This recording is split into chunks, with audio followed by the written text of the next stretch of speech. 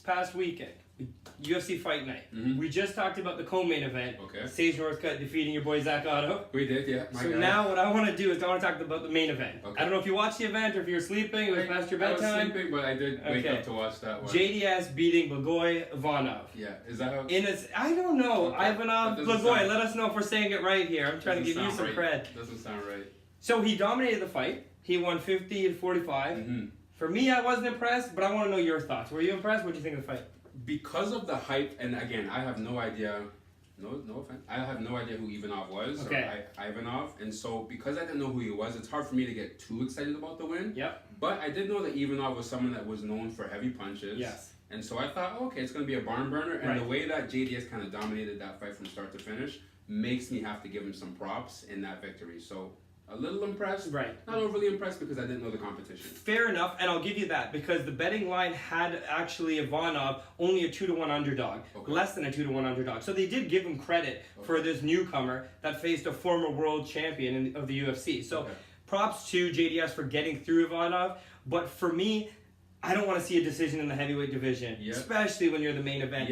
Especially when it's 50-45, because then what you're showing me, it's a lopsided fight. You're already winning 49-46 or whatever it is, 49-45, and you just go in that last round and just take that last round. So it doesn't spark my interest because I want to see somebody get out of there, and I was hoping that would be JDS's coming out party because he's been on the sidelines for quite some time. He has been, But regardless of the outcome of that fight, I don't really want to talk too much about that. I want to talk about JDS's next steps. Okay. So like I said, former world champion. So what do we do? Do we get him back to the title shot, or where do we go from here? So I'm gonna need some fresh blood in the top of that division, right? Because we've seen JDS at the top. We've seen Alistair at the top. We've seen a lot of these guys who have been around for what feels like 2 decades.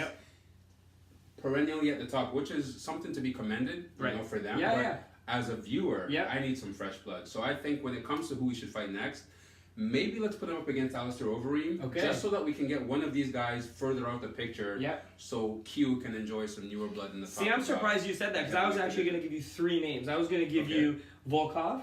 He's a rising star. Razor Blades, rising star again. And then I was also going to do Francis Ngannou, who wants to get back to that shot.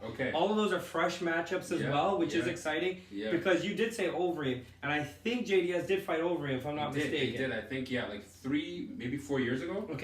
And I think it was Alistair that actually got him out of there that time. Fair. But since that time, though, I mean, Alistair is the one that's kind of on a slide, at least in his last couple, UFC fights. And we're seeing JDS potentially on the way back up. So I say match him up again. Let's see who fucking loses, and we take it from there. And that's it. I think no matter what, I think we can both agree that the heavyweight division is the money weight division in the UFC.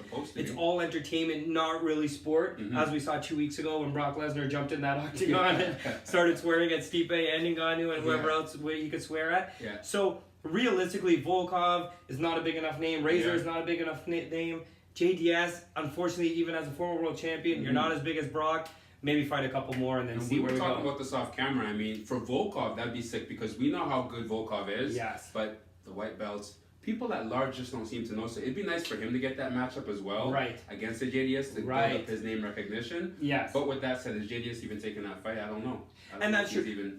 But then Volkov beat Verdum just now. If he can beat JDS, that's 2 former title champions. And now we got some fresh blood. And now we go. What do you guys think? Let us know.